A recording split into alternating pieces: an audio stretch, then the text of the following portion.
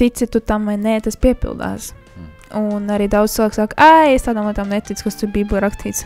Un tu neko nemaini, tas tāpat piepildīsies. Un drop the mic. Nē. Nevar sasist dārgie tie mikrofoni. Un tad man uzreiz atnāca apakaļ.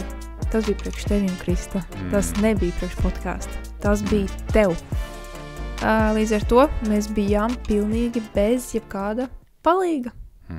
Bet Dievs bagāts savā žēlastībā. Tas ļoti svarīga lieta, tikko pateici. Šito vajag pilnīgi atkārt. Es neticu, ka viņš neatnāks. Tam es vairs neticu. Bet tiklīdz mans bailes uznāca, es uzreiz teicu, nē, Dievs ir uzticams. Un tad tāds, nē. Sveiki, šeit Jēkabs. Esam atpakaļ ar jaunu brīnišķīgu podcastu. Un es saku, mēs esam atpakaļ, jo kopā ar mums šodien ir pati leģenda, pat brīnišķīgākā sieva manās acīs, Krista. Jej. Viņa ir atpakaļ. Bija cilvēki, kas mums prasīja, kur viņa ir pazudusi. Un kur tad tu biji pazudusi mums? Patiesībā es nebiju nekur īsti pazudusi. Es tepatās vien biju aizkadrā, kad tu ierakstīji podcasts un videoklipus. Citreiz klausījos, citreiz biju citā istabā, bet tepat jau es vien biju. Kāpēc es varbūt nebiju kamerā redzama? Tas ir vairāk atkal cits stāsts, jo tas bija priekš manis personīgi, ka man vajadzēja vienkārši vairāk pašai priekš sevis uzsūkties Dievu vārdu un ēst vairāk garīgi priekš sevis nekā tā kā barot citus. Tādā ziņā. Ja es to tā varētu nolikt, izteikt. Bet man prieks par to, ka šodien es varu būt šeit. Nesolu, kā tas nozīmē, ka es būšu tagad visu laiku. Jo jāturpina ir ēst tik un tā. Bet es zinu to, ka tu esi pilns ar vārdu konstanti, tāpēc no tevis ļoti daudz plūst. Bet man atkal ir tā, ka man tas viss process, kā jau sievietēm, nedaudz lēnāk, nedaudz jāapstrādā. Un tā tālāk. Varbūt ne visam.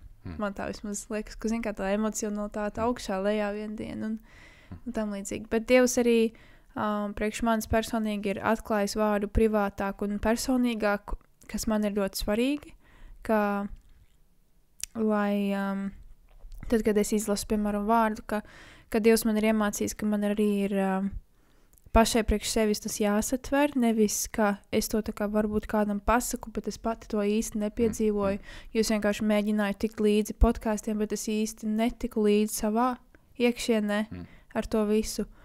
Un tāpēc es paņēmu pauzīt, jo es jūtu to, ka man vajag vairāk pašai personīgi piedzīvot Dievu, un tas arī noticis ir. Un tāpēc arī es esmu atpakaļ, lai varētu ar to dalīties. Super. Bet tu minēji par to, ka ir pašai jāpēd, lai tu varētu pabarot arī tālāk. Un cik tavuprāt tas ir svarīgi, īpaši mūsdienās, zinot to, ka ir pēdējā laika, pēdējās dienas, ienaidnieks speciāli darbojas pie kristiešiem, lai viņa mīlestība viņos izzustu, jeb nevis viņa mīlestība, bet Dieva mīlestība, ko viņš ir līdz mūsos, cik tu ļoti uzliec lielu uzskatu, ja es tā varētu to teikt, uz to, ka tu pat esi pēdusi, jo pavisam godīgi ikdienas steigā nevienmēr arī sanāk paēst, tad cik lielu tu uzliec to, cik tev tas ir svarīgi pašai paēst, un varbūt tu vari arī ieteikt kādam citam, vai varbūt kaut ko padalīties kādam citam mīļam klausītājam, kurš varbūt domā par to paēšanu, ka man taču pietiek, ja es aizēju uz draudzi, vai man pietiek, varbūt, ja es šeit tad noskaitu tēvreizi, vai kas tavās acīs ir paēst un kā paēst, un cik tas ir svarīgi, jā, kā jūs minēju?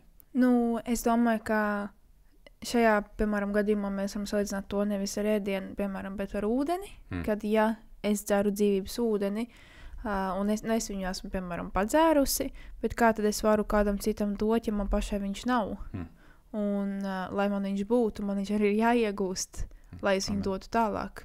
Man uzreiz nāk galvā tas piemērs, bet tas īsti nav saistīts šobrīd par to, ko mēs runājam, bet es atceros, vienkārši atnāca prātā, kad bija šie 7 brāļi, kas mēģināja izdzīt demons Pāvila vārdā, ko tur kāds ko tur Pāvils Jēzus vārdā, ko Pāvils sludina, un tad bija tāds, ka kas tu tāds esi. Nu, un tas man tā... Jēzus zina, Pāvils arī esmu Jēzus zina, Pāvils arī zina, bet... nē, man liekas, bija tā, ka Jēzus zinu, par Pāvils esmu dzirdējis, bet kas tu tāds esi? Un tas ir tā, ka mēs gribam iet, varbūt tās dalīties ar evaņģēliju, bet tajā pašā laikā, ja mēs paši viņā nedzīvojam, ko tad mēs varam tur baigi dalīties. Un tas ir tāds, ka tam vajag jau arī... Bībelē ir teicis, ka zīmes un brīnumu līdz ies mūsu tam vārdam, ko mēs sludinām. Un ja tas neiet līdz mūsu vārdam, tad mums ir jāpastrādā ar sevi, kas notic, kas to bloķē manā dzīvē. Un tāpēc atbildot uz tavu jautājumu, man šķiet ir svarīgi pašam paēst, lai tu varētu pabarot citus. Bet tajā pašā laikā es domāju, ka tas ir atkarīgs arī no cilvēka līmeņa, kurā viņam ir atjaunots prāts. Tāpēc, ka, piemēram, ja man ikdienišķi ir jāatjauno prāts, tas nozīmē, ka es ikdienišķi slāpstu. Bet ja es esmu tik ļoti pilna ar Dieva vārdu, vai pilna ar Dievu klātbūtni, pilna ar svēto garu tik spēcīgi, kad es vienkārši apzinos, ka Dievs ir ar mani pat tad, kad es Bībeli nelasu 5 dienas pēc kārtas, un es tik un tā staigāju tajā apziņā par to, kas es esmu, tas ir cits līmenis. Un līdz ar to, manuprāt, ir jābūt atjaunotam prātam, un, manuprāt, tad, kad cilvēks ikdienišķi lasa Bībeli, viņš vienkārši attīrās no tā duļķainā ūdens, kas ir bijis, un viņam nāk dzīvais ūdens iekšā. Bet atkal cilvēks, kas ir vairāk nobriedis kristietībā, pat tad, ja viņā konstanti, tā kā netak Dieva vārds it kā iekšā, kaut gan viņš tā patās, jo viņa pārdomā un apdomā, tas Dieva vārds vienkārši riņķo viņam prātā, tāpēc ir svarīgi meditēt par Dieva vārdu. Viņam tik un tā ir tas, ka viņš zina, kā nogriezt nost duļķaino ūdeni. Pat tad, ja viņam nav tā, ka viņš konstanti ir kambarī, ka viņš konstanti studē un tam līdzīgi, kad, ja, pirms viņam ir kaut kur jāceļo, jābraukā, viņam nav laiks vienkārši tam visam, bet viņš tāpat zina, kas viņš ir. Līdz ar to Dieva vārds viņam jau ir šeit. Viņa rezervuārs ir pilnāks. Viņa rezervuārs ir tik pilns. Problēma ir tā, ka mūsu rezervuārs ir tā, ka viņš ir tik tukšs brīžiem, ka mums vienkārši atkal vajag nedaudz uzknakstināties un tad atkal dot un uzknakstināties, bet tad, kad tu tik spēcīgi paēd to, tu esi pilnāks vairākas dienas. Un līdz ar to tas ir tas, man liekas tā, kā es atbildētu uz to jautājumu, cik svarīgi ir ēst to garīgo maizi, lai tu varētu dot tālāk. Un tie ir tie atjaunošanas prāta līmeņi, kurā mēs esam. Kurā mēs staigājam. Es domāju, ka arī citreiz ir vajadzīgs tieši paēst kārtīgi, lai mēs paši esam pēduši, un ka tas Dieva vārds, kas tiek runāts uz mums, lai tas būtu, ka mēs to pārdomājam, jo citreiz varbūt kāds sev ir pieķers pie tās domas, vai es sev esmu pieķers arī pie tā, ka citreiz Dievs runā kaut ko uz manu sirdi, ko viņš ir domājis man, bet es to laišu tikai ārā tālāk. Jā, bet tu to nepaturi. Un es pats nemaz to nesakošļāju, es to tikai un uzreiz jau ārā. Jā, ir labi dot, mums ir jādod arī tālāk, mums ir jābūt kā upēm, kas paņem un dod tālāk, lai ka mēs arī varam svētīt citus, bet... Savā rezervuārā arī vajag kaut jā, kam mums arī palikt. vajag izstrādāt to, saglabāt tās visas vajadzīgās lietas, viss, kas nāk no Dieva vārdu un kas saka, lai mūsu prāts to pārstrādā. Un šī ir arī viena no lietām, ko es piedzīvoju privāti, kad es atceros, ka es ieguvu kaut kādu veidu atklāsmi, es vairs neatceros precīzi, kas tā bija, jo tas bija labu laiku apakaļ, bet es ieguvu kaut kādu specifisku atklāsmi priekš sevis, un es tieši tā brīdī domāju, wow, par šito te es pat varētu parunāt podkāstā. Un tad man uzreiz atnāca apakaļ. Tas bija priekš tevīm, Krista. Tas nebija priekš podkāsta. Tas bija tev. Un tas ir tas, kur es ļoti bieži arī varu aizšaut garām. Nevis varu, bet kur es domāju tā, ka bieži, kur es šāvu garām, ka es tik daudz gribēju dot, ka cik svarīgi ir sākt dzīvot pašam ar Dievu personīgi. Un tad, kad tu jau staigā tajā, tad tu vari sākt lēnām dot. Bet galvenais neizsūcināt sevi kā švammīti, kur iztek. Un tad, kad tu atlaid viņu tā kā nedaudz vaļā, viņai tikai gaiss vien iet iekšā, viņai vairs nav tas ūdens iekšā. Tas ir svarīgi. Labāk ir tā, ka tu esi pilns un ka kāds tev pabaks, no tev tek dzīvais ūdens ārā, bet tu konstanti pildies ar viņu. No, jā. Bet tu teici par to, ka tas bija priekš tevīm. Un es domāju, varbūt tas ir kaut kas tāds, kas ja tu lasi Dievu vārdu, un es uzskatu, ka ir svarīgi lasīt Dievu vārdu katru dienu, lai mūsu prāts tiktu atjaunots katru dienu, lai mūsu pasaulīgās miesiskās domas tiktu aizpildīts ar Dievu vārdu, ar Dievu domām, ko Dievs domā par mums un kā mums vajadzētu skatīties un domāt par Dievu. Jā. Bet tu teici par to, ka es ātri pabeigšu par to, ka tas bija priekš tevis, un bieži vien mēs to neredzam. Pagadies, es taču to esmu ticis galā. Nē, es taču Dievs esmu nobriedis. Bet nobriedums, manuprāt, norāda uz to, ka tu to pirms tu to dod kādam citam, ka tu to paņem uz sevis, nevis pieņemsim. Dievs tev saka, tu vēl neesi pietiekoši atbildīgs pieņemsim ar finansēm. Vai es tev nevaru uzticēties ar to vai ar to. Un tu uzreiz tas noteikti bija priekš kāda cita, ne jau priekš manī. Un tas arī parāda par savu veidu lepnumu, un tas parāda par to, ka tev vēl ir jānobriest kristietībā. Es patreiz nerunāju tevi, un es tagad patreiz arī nerunāju precīzi uz klausītājiem, bet es domāju, ka mums ir svarīgi nobriest kristietībā, ka pirms mēs dodam vārdu tālāk, jo tas vārds, ko mēs runājam, tie ir dzīvības vārdi.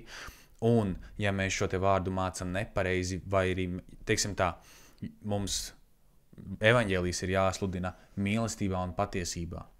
Ja būs tikai mīlestībā, tur vairs nebūs patiesības. Un ja būs tikai patiesība, tad tas būs tik skarbi, ka tas cilvēks tiks nodauzīts. Un mums ir, pirms mēs to dodam tālāk, šos svarīgos dzīves vārdus, ko Dievs mums ir uzticējis, ne tikai mums, bet arī tev, mīļais klausītāj, ja tu staigā kopā ar Jēzu, arī Dievs tev uztic sludināt savu brīnišķīgo vārdu.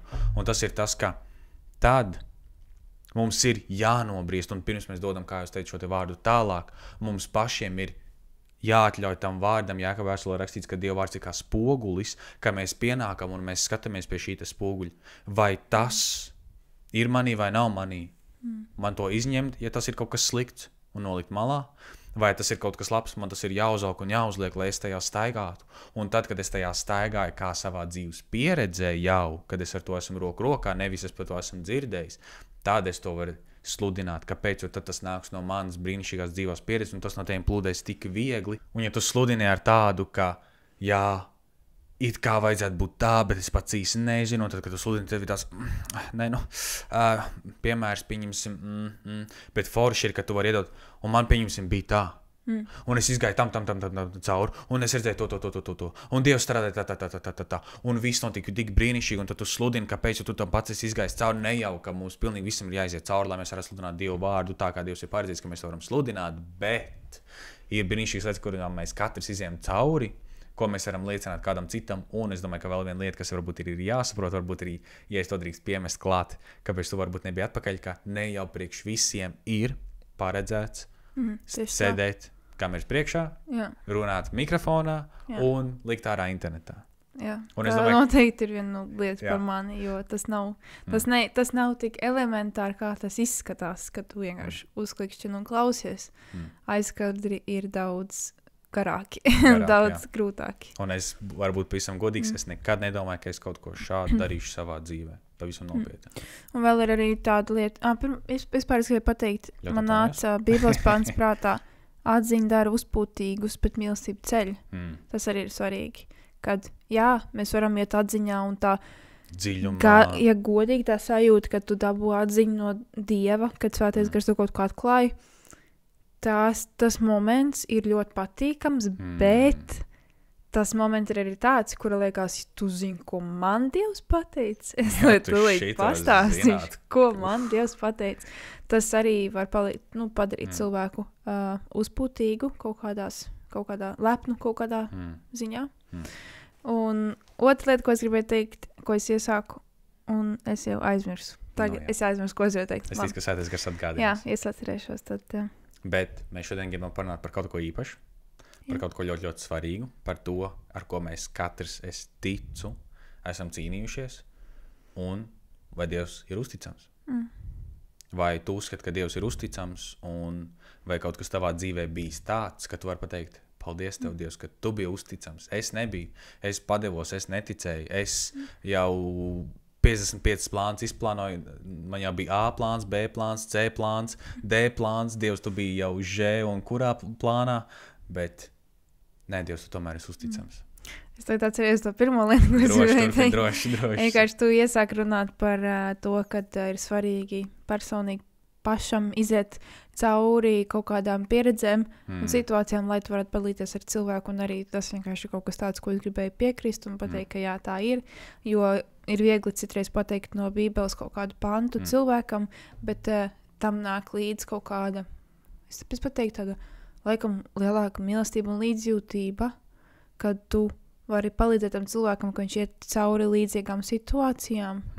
Un nē, es nesaku, ka tagad ir jāaiziet visiem cauri smagiem brīžiem, lai varētu viens otram palīdzēt. Tas nav tas, ko es domāju.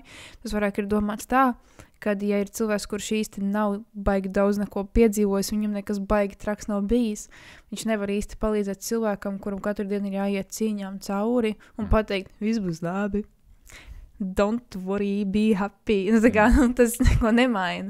Bet tagad tev ir kāds, kurš pasaka, zini, ko es tajā brīdī darīju, man bija tā, un tad es ticēju par to, bet tad notika tas, un bum, bija uzvar. Tā kā piemēram. Un tas arī noved patiesībā mūs līdz nākošajai lietai, par ko tu jau iesāk runāt, par Dievu uzticamību. Amen. Un jā, Dievs ir uzticams, atbildot uz tavu jautājumu. Viņš patiesībā ir vēl uzticamāks, nekā mēs to saprotam. Viņš ir vēl uzticamāks, nekā mēs vispār spējam savā prātā aptvert. Amen. Viņš ir uzticams brīžos, kuros mums gribas vispār padoties. Un es ticu, ka viņam ir ļoti dārga un ļoti svarīga mūsu ticība. Un brīžā mēs viņu vienkārši nelietojam. Un tāpēc, ka mēs varbūt nelietojam šo te ticību, mēs varbūt nepiedzīvojam kaut kādus brīnumus un izlaušanās konkrētās vietās tikai tāpēc, ka mēs vienkārši padodamies un samierinamies ar apstākļiem, kuros Dievs ir teicis, nē, šitā ir tā vieta, kur es gribu tieši, lai tu ej ticībā, es gribu, lai tu redzi to man spēku, es gribu, lai tu redzi to, kā es varu to izmanīt, nepadodies. Šis ir moments, kas ir tas pārbaudījums, ja es nezinu, vai tos varbūt pārbaudījumu, es teiktu vairāk nevis kā pārbaudījumu, bet kā piemēram, tā kā parasti saka, ka skolā ir tie eksāmeni, jeb pārbaudas darbi, un tad parasti ir tā, kad arī mēs sakam, Dievs, kāpēc tieši tajā brīdī, kad man vajag vairāk palīdzību, es tev nedzirdu, es nesaprotu, kas notiek, kāpēc. Un tad bija no tās vienas filmas, kad viens vīrietis teica tai vienai sievietei, tev kā skolotājai vajadzētu zināt, ka tajā brīdī, kad ir eksāmenis, skolotājs vienmēr klusē. Un tas ir tāds, ka citreiz arī tā gadās, citreiz arī tā ir, bet ja mēs paliekam uzticami līdz galam ticībā, un ne jau, ka mēs visā varam būt uzticami, protams, ka ne, mēs esam cilvēki, bet mēs varam palikt ticībā līdz galam un piedzīvot Dievu uzticamību. Bet es to gribu pārtraukt, ja es drīkstu, jo tu pieminēji ļoti svarīgus vārdus, kas, manuprāt, vajadzētu katram nedaudz ievērot. Ir tas, kā tu teici, spēks, tu teici ticība, tu minēji vārdu, es jau tagad piemirstu klausoties, bet... Es biju daudz piemirstam šī podkastā. Bet stāsts par to, ka mēs pat bieži nezinām, ko nozīmē vārds ticība un par ko man ticēt. Jā, es saprotu, ka Dievs ir uzticams, bet kā es to varu pieredzēt savā dzīvē, ka viņš ir uzticams, ja es nezinu, par ko ticēt. Jā, es varu lūgt, Dievs, tu esi uzticams, strādā šī situācijā, un tev ir sajūta, ka tā situācija jūk un brūk. Un tev ir tāds, Dievs, kur tu esi? Dievs, kur tu esi? Kas notiek?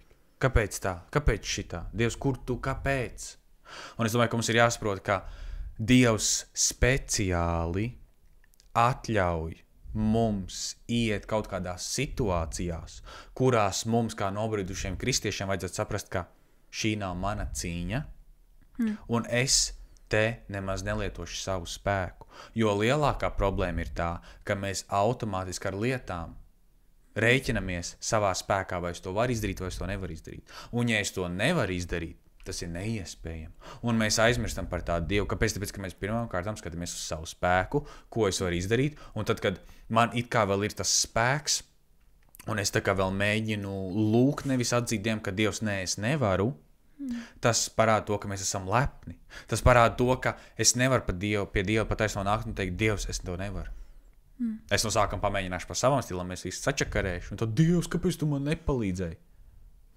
Kāds sakars. Mums pat taisno vajadzētu vienkārši nolikt savu lepnu malā un iet pie Dieva un teikt, Dievs, es nevaru. Man vajag tavu palīdzību, man vajag tavu spēku. Kāpēc? Tāpēc, ka viņš ir tas. kurš var visas lietas. Pāvils saka, es labāk lielīšos ar savu nespēku, lai viņa spēks darbotos caur mani. Un tas ir tieši tas, ko es gribēju pieminēt, kad pat tad, kad tu teici, ka mēs varbūt tās mēģinām pa savam sākumā, un nevienmēr, ja mēs darām pa savam, tad nesanāk, vai nevienmēr sanāk slikti, citreiz sanāk arī ļoti labi, ja mēs darām pa savam, tāpēc, Protams, ka vienkārši mums mēs darām to, ko mēs varam. Mēs darām to, ko mēs varam, bet arī tad, kad mēs varam, un tik un tā atdodam to Dievam, es domāju, tas parāda vēl lielāku pazemību, ka Dievs, tu zini to, ka es varu darīt šitā, un es varu darīt tā, un mums pasaulē ir iemācījis darīt šādi, bet es labprāt tā gribētu redzēt tavu risinājumu, un man šķiet, ka tā ir vēl lielāka pazemība, ka tu vari, bet tu tik un tā izvēlies viņa ceļu un viņa plānu. Un tāpēc man patīk, ka Pāvils saka, es labāk lielīšos ar savu nespēku, lai viņa spēks varens parādās, jo es ticu, ka Pāvils patiesībā, kā šis te, es neatceros, kas viņš skaitījās pēc... Farizējs. Nu, garā ziņā viņš bija diezgan augsti viņš bija ļoti izglītots cilvēks. Un kāds viņam nespēks? Nu, pēc fakta tā, ka, kāpēc viņš saka, ka es labāk lielīšos ar savu nespēku, es ticu, ka viņš bija diezgan stiprs savā tajā, ko viņš darīja, bet viņš zināja un saprat, kāds ir Dievs. Viņš zināja, ka viņa spēks ir pilnīgākais nespēks patiesībā Dievu priekšā.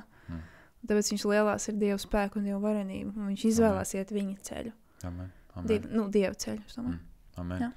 Bet tagad runājot par šo te uzticamību, mēs esam atpakaļ tur, un es zinu, ka tev ir brīnišķīga liecība, ar ko tu vēlētos padalīties, un es tev ļaušu padalīties, un tad mēs varam redzēt to, cik Dievs bija uzticams tavā dzīvē, tavā situācijā, jeb mūsu dzīvēs, un atdodu kameru un mikrofonu tev.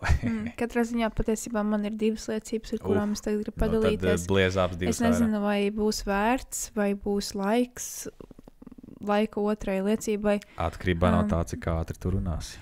Jā, es varu mēģināt ļoti ātri runāt, lai es visu varu paspēt izdarīt laikā. Bet katrā ziņā tas, ko es gribēju liecināt, pastāstīt, ir viena liecība par mašīnu.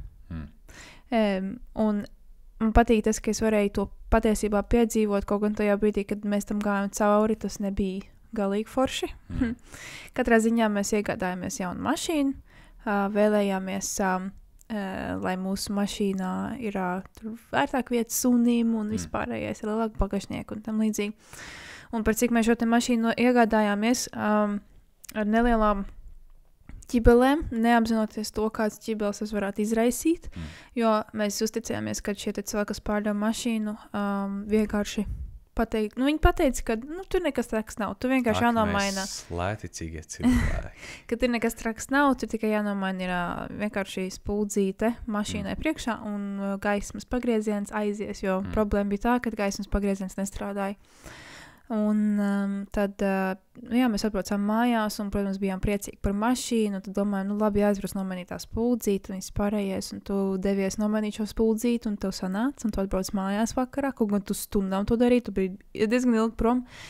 Un, man nebija tik izveicīgi mašīnu mehāniķi pirksti. Nē, tu jau arī neesi mašīnas mehāniķis. Bet tu vari pēc tam vēlāk pastāstīt to komplimentu, ko tu dzirdēji. Labi. Katrā ziņā Jākabam sanāca nomainīt mašīnas lampiņu, un viņa sāka strādāt. Tāpēc, ka bija vakars un ārā bija tumšs. Un nākošajā rītā, ka mēs ejam uz mašīnu ar domu, ka wow, tagad viss strādās, slavu Dievam, viss ir forši, mums mašīna iet, jauna mašīna, skaisti baudam, lampiņa vairāk nestrādā.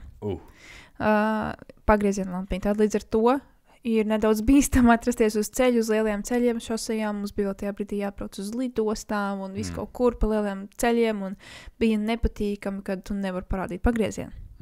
Tā kā tu brauc ar riti, tu parādi roku, izbauž. Jā, mēs arī izbaužam, jā.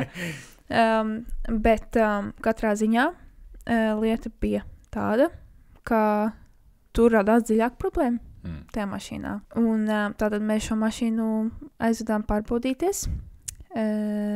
Pie doktora, jā, un pateica, ka šai mašīnai kaut kādi kabeļi ir kaut kur griezti vaļā, un līdz ar to tur vispār nav savienojums. Bet tad jautājums, kāpēc vakaros viņā mirgo, nav nejausmas. Es Kaut kas ar vispār, sensoriem. tur bija vienkārši kabeļi no kabeļiem, no vieniem stūriem uz otriem kaut kur iekšā pārvilkti. Un bija kabeļi, kas vienkārši karājās. Vispār nekur nebija pievienot. Es nezinu, kas tur bija noticis. Es nezinu, ko cilvēki pirms tam bija darījuši tur. Viens bija baigi meistartēlā. Jā, kaut kas tur bija baigi imitāts, laikam. Un jā, labi, mēs saprotam, ka ir problēma, bet mums arī tā problēma ir jāatrisina. Un tagad mēs saprotam to, ka to problēmu tik viegli nevar atrisināt, jo tie kabeļi var iet līdz pašai aizmugurei, vai arī tur jāmaina visa saucamā acs, laikam, viņu sauc par aci, visa tā lampu sistēma priekšā, vai kā tas saucās. Un, jā, un tas izmaksā lielu naudu, jo tā acis pat par sevi maksā, cik es nopratu, sākot no 2000 eiro. 1200 lētākā eiro. Ok. Bet, ja tu gribi ar to sensoru, kas ir adaptīvās gaismas, tiem, kas zina, ka tev griez līkumā, tev atseko līdzi. Varbūt mēs tagad ejam nedaudz pa dziļi mašīnās, bet, ja tu gribi tādu, tad sākās no 2000 uz augšu. Okay. Jā, bet katrā ziņā otrajā kaut tāds bija. Tas būtu arī dīvaini par katram savādāk, laikam. Es nezinu, kā tas strādā. Uz vienu pus griežās? Jā, uz vienu pus griežās, uz otru nē. Uz vienu tā uzvidžina, uz otru vienalga. Un jā, katrā ziņā, tad, kad tur dziļāk skatījās, tad mēs sapratām, ka vispār valstī, kurā mēs dzīvojam, tas ir ļoti dārgi, jo mehāniķim kā tādam maksā, cik es sapratu, apmēram 80 eiro stundā. Un tas ir tāds iesākums, kā kurš mehāniķis, bet plus mīnus 80 eiro stundā. Un par to darbu, plus par to aci, par tiem materiāliem, par to visu. Un nezinot to, kur tā problēma var aiziet, ja viņi aiziet līdz pašai aizmugurei, tur mašīnā, jo cik es sapratu, ka... Jāmaina tikai kabeļi, bet tev jāatrod, un tas par stundu ilgu laiku, un tā būs ļoti liels izmaksas. Jā. Un cik es nopratu, mums pašiem rēķinot sanāca, arī, protams, ir cilvēku palīdzība, apmēram līdz 6000 eiro. Vienkārši to izlabot. Baigais naudas blāķis uzreiz, ko negribās atdot. Un pēc tam mēs mēģinājām sazvanīties ar šo kompāniju, pateikt to, ka viņi mums nav neko tādu teikuši, ka ir tāda problēma bijusi ar gaismām, ka viņi tikai teikuši, ka lampiņi ir jānomaina. Un pēc tam viņi palika dusmīgi, ka mēs viņus apmelojam, un tad tur vienkārši mēs zvanījāmies uz apdrošināšanām un uz visiem garantijām. Visur, kur vien var, un beigās viss pateica, neko mēs nevaram izdarīt. Viens pateica, jā, mēs varam palīdzēt, bet ja viņi izdomās nepiekrist mūsu noteikumiem, mēs nevarēsim palīdzēt. Un, protams, ka viņi izlēma nepiekrist mūsu noteikumiem, šita vieta, kas pārdeva. Līdz ar to mēs bijām pilnīgi bez jebkāda palīga. Bet Dievs bagāts savā žēlastībā. Jā, bet kā mēs tur nonācām, mēs pat aiznapiņu neskrējām. Mēs lūdzām. Bet mēs tāpat gājām savā spēkā. Mēs mēģinājām visu, ko mēs varējām. Jā, bet... Jā, mēs lūdzām, lai Dievs pakārto, ka mums kāds palīdz vai kaut kas tam līdzīgi. Un tad pienāca viena diena, kad man bija pilnīgs izmisums. Es biju tiešām reāli, ka es nezināju, ko darīt, jo mēs sapratām, ka pēc 2 mēnešiem ir jāiziet apskate, un apskate nevar iziet, ja tev neiet pagrieziens. Un līdz ar to mēs esam nopirkuši mašīnu, kas vienkārši nedrīkst atrasties uz ceļa. Un mēs to nezinājām.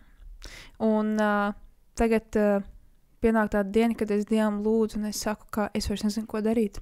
Es nezinu, ko darīt. Man nav pat ko darīt. Man vienkārši nav ideja.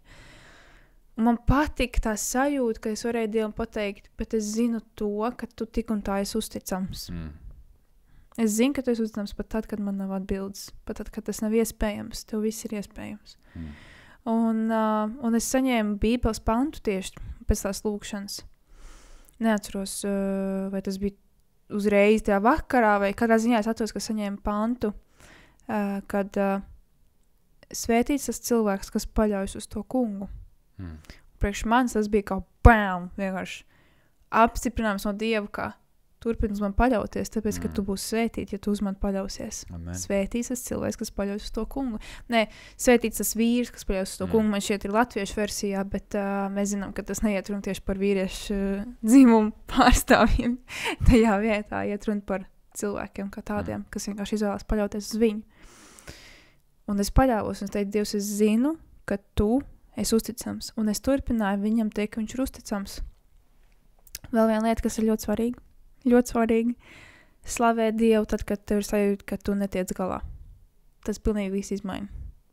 Vienkārši Visa atmosfēra, tas izmaina tev apkārt, tas izmaina tavu ticību, un tas tev paceļ nākošā līmenī, ka tu turpini pastāvēt par viņu uzticamību. Tāpēc, ka es nevaru neko citu šobrīd pateikt, kā vien to, ka viņš tiešām būs uzticams. Ka viņš tiešām ir uzticams. Es nevaru pateikt to, ka viņam būs tāds, man vienalga. Man apnika te viņu ņemties. Viņš tāds nav. Lai arī kaut tā problēma viņa acīs liektos minimāli un maziņi, priekš tevīm viņi ir kā kalns, un viņi ir milzīgi. Un tad pienāca vēl nākošā diena, pēc tam, kad es turpināju viņam teikt, tu esi uzticams, es viņu slavēju, es teicu, Dievs, tu esi uzticams, tavu žēlastību paliek mūžīgi, tu esi uzticams. Tad, kad es nezinu, ko darīt, tu zini, ko darīt. Vienkārši konstanti, vienkārši ne tikai, tas nav tikai par to, ka es vienkārši viņam to saku, tas ir arī par to, lai es sev liktu ticībai augt, sev liktu dzirdēt to, ka Dievs ir uzticams, jo kādam ir tas jāsudina manām ausīm. Un ja es nelieku, piemēram, dievkalpojumus, vai es nelasu Dievu vārdu un nelieku to sevi iekšā, tad man vismaz tas ir jārunā pat tad, kad es braucu mašīnā pie stūras. Nē, Dievs ir uzticams, tu vienkārši. Jo ienaidnieks darīs visu, lai tevi tieši paņem prom no Bībeles lasīšanas, no dievkalpojuma, klausīšanās no slavēšanas mūzikas, klausīšanās no, ka tev nav laika slavēt, kāpēc tev taču ir problēma, kas tev ir jāatrisina. Un es aizbraucu uz darbu, bet tas nevainīja faktu, kad es tik tiešām iekšēji biju noraizējusies. Es tāpat biju nobijusies, bet tiklīdz mans bailes uznāca, es uzreiz teicu, nē, Dievs ir uzticams. Un tad tāds, nē. Nē, nopietni, tas bija tieši tas, kā arī tas viss notika, kad es vienkārši neļāvu sev. Es citu savu podkastā. Es vienkārši neļāvu sev noiet tajā bedrē atpakaļ savā prātā, kad viss man tagad problēmas, Dievs, kāpēc, kāpēc tu to atļāv, mēs taču par to mašīnu lūdzām. Nē, Dievs ir uzticams. Es aizēju uz darbu, un es apsēžos, un tā man menedžera, viņa man prasa, vai viss kārtībā. Un tajā laikā man vēl bija kaut kādas citas lietas arī, par kurām es pārdzīvoju. Man šeit tas bija arī darba jautājums, kad darbā bija visādas apmācības, un es netiku līdz, un viss kaut kas tur notika. Un uzbāžās tevis, lai ierakstam podcastu. Ierakstam podcastu. Mums ir jārunā Dieva vārds. Un vienkārši tas viss tajā brīdī tik ļoti liels spriedzi. Un es viņai sāku stāstīt tās savas lietas, un tad es arī sāku stāstīt par mašīnu. Es teicu, ka es nezinu, ko darīt. Mēs nopirkām mašīnu, mēs mēģinājām to, mēs mēģinājām šito, nekas nesanāk, tas un tas un tas un tas. Un viņi, kā tas var būt, kā jums vispār mašīna sanāk neies caur apskatēji un tam līdzīgi. Un viņi man tiešām saprata, tāpēc, ka viņas draugs ir mehāniķis, un viņa pati tais arī mašīnas un palīdz, viņai tas interesē. Un viņi jau tur sāk domāt, kas tas varētu būt un tam līdzīgi, un viņi nesaprot, kāds ir, ka pat dienu nestrādā un vakarā strādā, un viņi saka, viņi neko tādu vispār nav piedzīvojis, un visādi interesants, tur mums sarunas bija. Jā. Un viņi tā saka, zini ko, es uzrakstīšu savam draugam, vai viņš vienkārši var apskatīties tavu mašīnu. Un viņi uzraksta savam draugam, bet es viņai saku, bet es nezinu, cik tas maksās, jo es zinu, ka viņš ir mehāniķis, es zinu, ka tas ir cilvēks, kurš pavadīs savu vakaru pie manas mašīnas. Es nevaru viņam neko nesamaksāt, ja viņš pat nezina, kur ir problēma. Tas var paprasīt stundām viņam, un man ir jāzina, cik tas maksās. Un viņi uzrakstām draugam, tas draugs atbild, zini ko, Kristi ir baigi foršā meitene, tāpēc es viņai to izdarīšu par brīvu. Un man jau tas iekšē likās, wow, tā ir svētība par to, kad viņš vienkārši grib paskatīties. Bet man iekšē bija nedaudz zudusi cerība par to, ka kaut kas mainīsies, tāpēc, ka tas būs vienkārši cits mehāniķis. Mehāniķis jau skatījās. Mehāniķis jau skatījās, jā, kāpēc kāds cits tagad vienkārši uzreiz atrast problēmu vai kaut ko tam līdzīgi. Un pats interesantākais. Un vēl pēc tam viņš pat nebija elektrības mehāniķis, viņš bija tikai mašīnā kaut kādām citām daļām, bet viņš nebija elektrība, kā saucās? Tas, kas kas tieši elektrības lietas. Precīzi, jā. Jā, elektronikas, jā, paldies. Jā. Bet arī es gribu vēl ātri pieteikt to, ka mēs Dievam lūdzām. Dievs, vai šī mašīna ir no tevis? Jā, mēs lūdzām. Un Dievs apstiprināja, ka tieši tā mašīna ir no viņa. Jā. Ka tieši tā. Jā. Un tad notiek kaut kas šitāt un ir tāds. Jā, kāpēc? Dievs, kāpēc? Jā, Turpini. bet katrā ziņā mēs samainījāmies ar šīm mašīnām. Es paņēmu viņas mašīnas vienu dienu, viņi paņēma mūsējo. Un es atbraucu mājās, un es lūdzu. Un, atceries, un mēs atbraucām ar viņas mašīnu uz draudzi. Un tad, kad mēs apsēdamies mašīnā, tur sāk skanēt dziesma zviedriski. Tava mašīna strādās ilgi, tava mašīna strādās ilgi. Kaut kas tā līdzi. Es esmu, kad mēs braucām uz baznīcu, bet es neatceros, ka... Bija tieši zviedriski, un tur tā dziesma skanēja. Es vienkārši saku, tu dzirdēji, ko viņš teica? Nē, es saku, tu dzirdēji to un to un to. Tu tā nopietni. Jā. Un tieši, bet tas bija tur uz to brīdi, tas bija tik minimāli, jo tas radio visu laiku neskanēja, bet mēs tur uz beigām kaut ko izdomājām. Un tieši tā dziesma sāk skanēt. Es pat nezināju, ka tā dziesma eksistē. Mēs radio neklausāmies. Jā. Nu, viņai bija rādio tur uzsakts. Un mēs ejam uz draudzi, un man tas sāk celties ticība. Tā, ka es dzirdēju to, jo man iekšē bija tāds, es zinu, Dievs, ka šitādas mūzikas lietas, ka kāds kaut ko pasaka, noziet Dievs, es zinu to, ka tavas zīmes ir visur. Tu runā uz cilvēku, tur visu kaut ko. Un tā nav nekas neiespējams. Tāpēc man sāk celties ticība, ka tik tiešām tā var, ka Dievam ir plāns attiecībā uz mūsu mašīnu. Nu, kāpēc tā dziesma savādāk tur skanē? Nu, man liekas... Kāpēc ir tā dziesma? Jā, man liekas dīvaini tādā gadījumā. Tagad es atbraucu nākošo dienu atpakaļ uz darbu ar viņas mašīnu, un viņi atbrauc ar savējo. Un viņi nāk iekšā, un viņi kaut ko tur rokās. Un viņi man pasniedz kaut kādu lietu, un viņi saka, šī bija tava problēma. Un es nesaprotu, un es skatos uz viņu, un es pat nesaprotu vispār, kas notiek. Nu, es pat nezinu, ka strādā, es vispār nesaprotu, par ko viņi runā. Es pat nezinu, kas tas tāds viņa rokās stāv, es nesaprotu tādas lietas no mašīnām. Un viņi saka, zinu, kas notika. Mēs atbraucām uz mājām. Mēs attaisījām visu priekšu. Un mans draugs pateica, ka tavs vīrs ļoti labi rieltas lampiņu. Tas bija tas kompliments, kas man bija jāpasaka. Viņam ļoti labi sanāca. Es nav mehāniķis. Bet lampiņas ieskrumbēt māk, ok? Call me if you need it. Ok.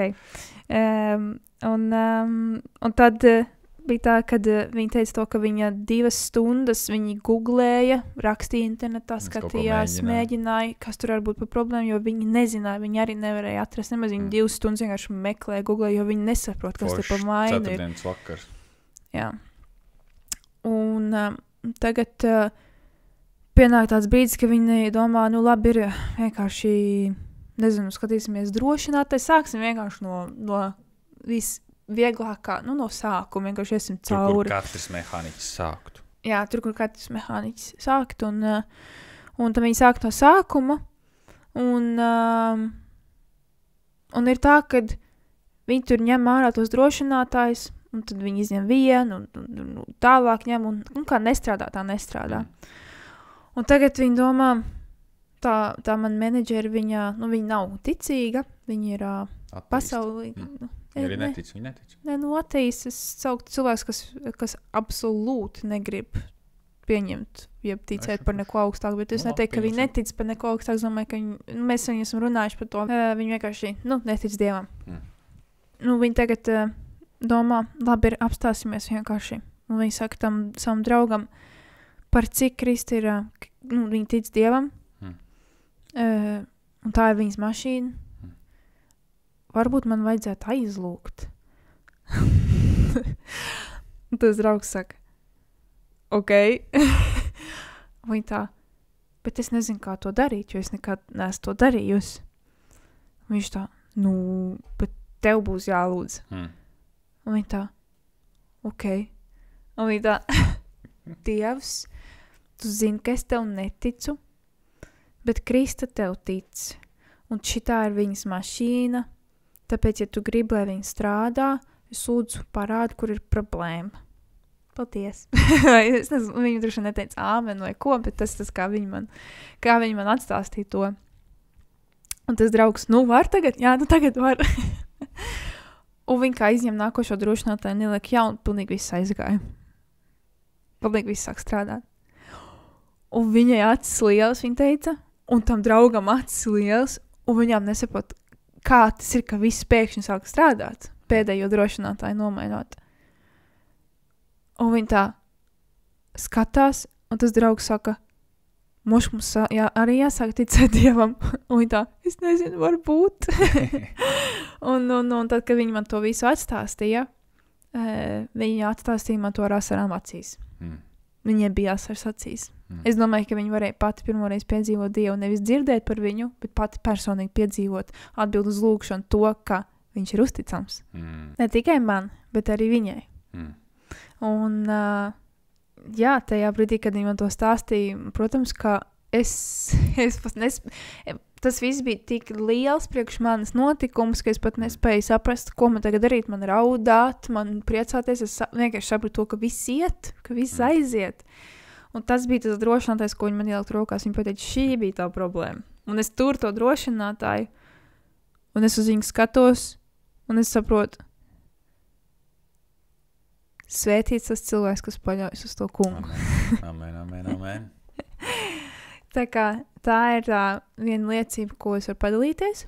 Un viņa jau prasīja, jau Dievs jums teica, parādi šito mašīnu, pērk šito mašīnu. Tad kāpēc tad jūs viņu pirkāt, vai tad Dievs nezināja, ka viņai būs problēma? Jā, viņa arī teica to, jo mēs pēc tam runājam par Dievu citā dienā, un tad viņa man tā teica, bet ja jau Dievs visu zina, tad kāpēc tu pēc tam, kad tu esi lūgus par šo mašīnu, tu viņu nopirki un jums bija tādas problēmas? Ja jau Dievs zināja, ka tur tā ir. Un es teicu, bet kā tad Dievs savādāk varēja pieskarties tavai sirdī? Kā savādāk viņš varētu tavu uzmanību dabūt? Bet tagad tu varēji viņu piedzīvot.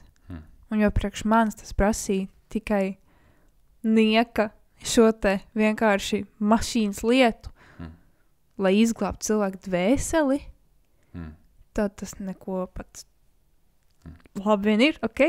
Galvenais, ka cilvēks tiek izglābts. To es viņai neteicu par to dvēseles glābšanu, bet man jau nav viņai tas jāsaka. Man galvenais ir to apzināties, ka Dievs runā uz viņu, ka Dievam viņa ir svarīga. Bet arī nedaudz iepauzēt, es gribu pateikt to, ka mēs bieži tik egoistiski skatāmies uz tām lietām, kurām mēs ejam cauri. Manam labumam.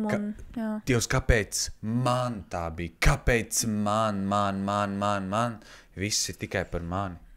Bet tas, kā Dievs var lietot šo te situāciju, lai strādātu viņas dzīvē. Dievs, es ticu, ka mums Dievs šo te mašīnu. Mums viņa vairāk nav. Bet... Mums viņa vairāk nav. Es vairāk negribēju.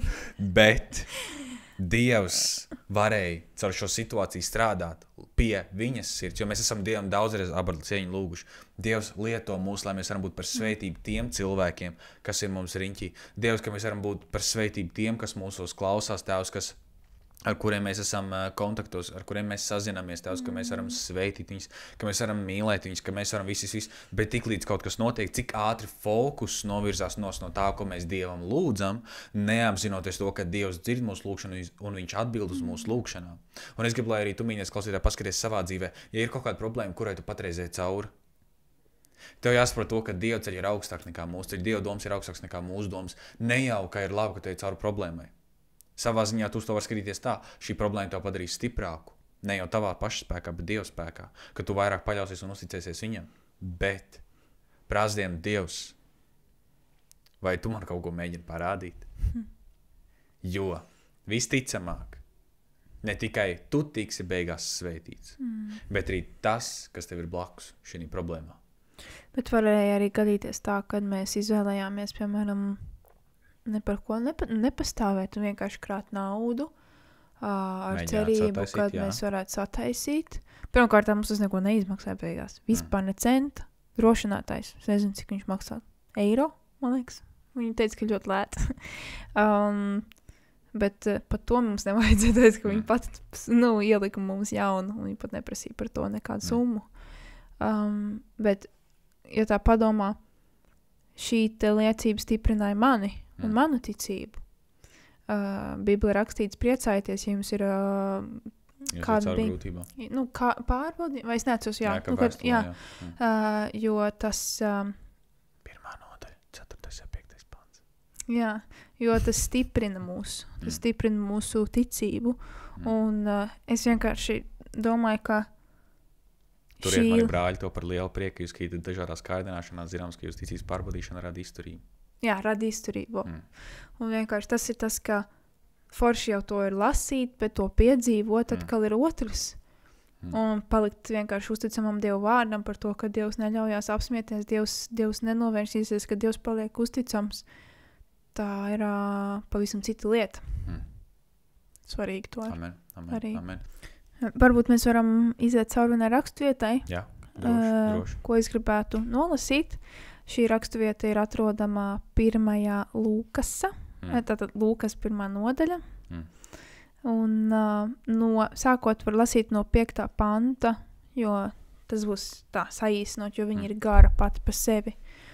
Un tur ir rakstīts, Jūdē ķēniņas Hēroda laikā dzīvoja priesteris no Abija vienības Caharija, un viņa sieva no Ārona cilts vārdā Elizabete. Viņi abi bija taisni Dievu priekšā un staigāja nevainojami visos tā kunga baušos un likumos. Tiem nebija neviena bērna, jo Elizabete bija neauglīga un abi bija labi gados. Bet notika, kad Caharija pēc savas kārtas izpildīja priesteru pienākumus Dievu priekšā, un pēc priestera paražas viņam pienācās iet tā kunga namā un kvēpināt. Bet viss ļauža pulks ārā lūdza Dievu kvēpināmā stundā. Tad viņam tā kunga eņģelis parādījās stāvēdams kvēpināmā altāra labajā pusē. Tātad pirmais, ko es gribu pateikt, kad tātad šis augstais priesteris, viņš iet iekšā šajā te vietā, kas arī, cik es esmu sapratusi, ir viss svētākā vieta, kuru nevar vienkārši jebkurš katrs ieiet. Tur ir jāiet ar lielu bību. Un es laikam esmu dzirdējusi, kā pat cilvēkiem lika zvaniņus pie kājas, lai dzirdētu, vai viņi izdzīvoja. Jā, jo ja zvaniņš vairs neskan, tad viņš ir nokrits un viņš ir beigts. Tāpēc, ka tur ir tik liela Dieva godība. Dievu klātbūtne tajā vietā. Un, kad tur ir, nevarēja, kad vienkārši kurš katrs iet tur iekšā. Tur bija jānes upuri. Un varēja ieiet tikai tas izvēlētais cilvēks. Un tad šis te Caharija ir izvēlētais cilvēks tajā gadā. Šajā gadā. Un redzi, 12. Caharija to redzēdams, labi, sapējuši apakaļ. Tad viņam tā kunga eņģelis parādījās stāvēdams kvēpināmā altāra labajā pusē. Caharija to redzēdams izbijās un bailes to pārņēma. Tu domājies, ka tu redz eņģeli, man liekas, tur ir sastinds cilvēks, vienkārši paliek un pārbies. Un tas nav vīriņš ar 2 spārniņiem aiz muguras? Nē, pat ja būtu arī tas būtu bailīgi, bet Vīriņš ar 2 spārniņiem aiz muguras nav bībelisks eņģelis. Nē, bet ir eņģeļi arī ar spārniem. Nē, es domāju, standartā cilvēkiem pasaka eņģelis, tur tāds mazs bēbīts ar tie lidojošie mazi. Vai arī mazs vīriņš ar 2 eņģelīšiem un rociņām kopā. Nē, liekas, tur ļoti, ļoti daudz dažādi izskati viņu, vai ne? Ir citi, kas pat neizsās vispār pēc cilvēkiem, un ir citi kaut kas. Tur lielākā daļa neizskatās pēc cilvēkiem. Jā. Ok. Tālāk. Bet eņģelis uz viņu sacīja, nebīsties Caharija, tātad viņi vienmēr eņģeļi saka, nebaidies. Nebīsies Caharija, jo tava lūkšana ir paklausīta, un tava sieva Elizabete dzemdēs dēlu, un tu viņu vārdu sauksi Jānis. Un tev būs prieks un līksmība, un daudzi priecāsies par viņu piedzimšanu. Jo viņš būs liels tā kunga priekšā, vīnu un stipru dzērienu viņš nedzers, un svētais gars viņu piepildīs jau no mātes miesām. Viņš pat būs piedzimis vēl kā svētais gars, jo viņš būs piepildījis viņu. Un daudzus Izraēla bērnus viņš atgriezīs pie tā kunga, viņu dieva, un viņš ies viņu priekšā, Ēlijas garā un spēkā, piegriezdams tēvu sirdis bērniem, un neklausīgos taisno domām sagatavotams tam kungam padevīgus ļaudis. Caharija sacīja eņģelim, kā es to zināšu, jo es pats esmu vecs, un mana sieva arī ir jau labi gados. Eņģelis viņam atbildēja, es esmu Gabriels, kas stāv Dievu priekšā. Un es zinu, ka tas man atgādina, tas, ko eņģelis atbildēja, tas ir apmēram, iedomājies, ka pie tevīm atbrauc prezidentam kāds padotais cilvēks, kuram ir jāpaklaus pilnīgi visam, ko prezidents saka, un viņš to tagad saka, zini, kas ir? prezidents ir izvēlējies vienu cilvēku no visas valsts, kuram viņš vienkārši grib, nezinu, dāvāt, uzdāvināt kaut ko, to un to un to. Nu jā, vienalga, es nezinu, vienalga. Tas ir tāds mantisks tagad, bet man nenāk vienkārši šobrīd prātā nekas savādāks. Viņš grib uzdāvināt to un to un to. Un iedomājies, un tev tāds, un tu zini to cilvēku, tāpēc, ka tu zini prezidentu, tu zini viņa padotos, tāpēc, ka pārsvarā viņi tiek, piemēram, reklamēt. Nu, kā, piemēram, es nezinu, par ko es šobrīd baigi runāju gudri, bet tas ir vienkārši, lai piemērs. Un iedomājies, tu viņam saki, kā es varu zināt, apmēram, ka tas, ko tu tagad saki, tiešām ir patiesība. Un es iedomājos, ka viņš saka tev, es esmu tas cilvēks, kas dienā ar prezidentas kopā, tu nesaproti. Tu ņibum-bum, tu vienmēr esi redzējis man televīzijā, tu zini visu, ko mēs esam lēmuši, bla, un tagad es ar tevi runāju. Tu nesaproti? Nu, un tas ir tas, kā es vienkārši to ieraudzīju šeit, kad viņš saka, es izstāstu, ka viņš tā lēnām to teiktu, es esmu Gabriels, ok? Ok. Kas stāv Dievu priekšā, ok? Kapīš? Ok. Es esmu sūtījis runāt ar tevi un tev pasludināt šo prieka vēsti. Un tas ir tas, kā es, protams, to redzēju. Tur šeit tā nebija. Zini, tu tapsi mēms un nevarēsi runāt līdz tai dienai, kad šās lietas notiks, tāpēc, ka tu neesi ticējis maniem vārdiem, bet savā laikā tie piepildīsies. Tātad tici tu tam vai nē, tas piepildās. Un arī daudz cilvēku saka, es tādām lietām neticu, kas tur Bībelē rakstīts. Un tu neko nemaini, tas tāpat piepildīsies. Un drop the mic. Nē. Nevar sasist baigi dārgie tie mikrofoni. Es zinu, ok? Ok. Un tad un ļaudis gaidīja Cahariju un brīnījās, ka viņš kavējās dievnamā. Un kad viņš iznāca, viņš nevarēja uz tiem runāt, un tie noprata, ka viņš dievnamā bija redzējis parādīšanu, un viņš tiem meta roku un palika mēms. Es vienkārši iedomājos, tu redzi, ka cilvēks ir piedzīvojis Dievu klātbūtni. Tu to var pateikt, pat tad, ja viņš neko to nesaka. Bet es domāju, ka šajā gadījumā tas ir bijis nedaudz traumējoši, jo viņš ir viņš pārbijās, viņš bija mēms, jā. Bet ne jau no tā, ka viņš pārbijās, viņš bija mēms. Tas ir tā, ka viņš neticēja tam, kas tika pateikts. Un kad viņa kalpošanas laiks izbeidzās, viņš aizgāja uz mājām. Kā mēs visi ejam uz mājām pēc tam. Es nezinu, ok. Un pēc šīm dienām Elizabete, viņa sieva, tapa grūta un rādījās ļaudīs 5 mēnešus sacīdam. To tas kungs man darīs, viņš šīs dienas izraudzījās, lai atņemtu manu negodu ļaužu priekšā. Bet, iedomājies, kādreiz tas bija negods, ja nav bērni. Un tagad mūsdienās tas ir krutums, kā cilvēki negrib bērns. Ja viņi grib būt brīvi, kādreiz tas bija negods. Ir pa ko padomāt, laikam. Jā, ok. 6. mēnesī pēc 6. mēnesī eņģeli Gabriela Dievs sūtīja uz Galilejas pilsētu Nacereti pie jaunavas, kas bija sadarināta vīram, kam vārds Jāzeps, no Dāvida cilts, un jaunavas vārds bija Marija. Un eņģelis pie viņas ienāca sacīja, esi sveicināta tu apžēlotā, tas kungs ar tevi. Bet viņa iztrūkās par viņa valodu, domāja pie sevis, kas tas par sveicienu. Bet šeit izskatās, ka nevis, ka Marija vienkārši sastinga bailēs, bet viņa apdomāja, kāpēc viņš dīvaini sveicina man. Es klausījos vienu mācītāju, kas vispār tieši runāja par šo te situāciju.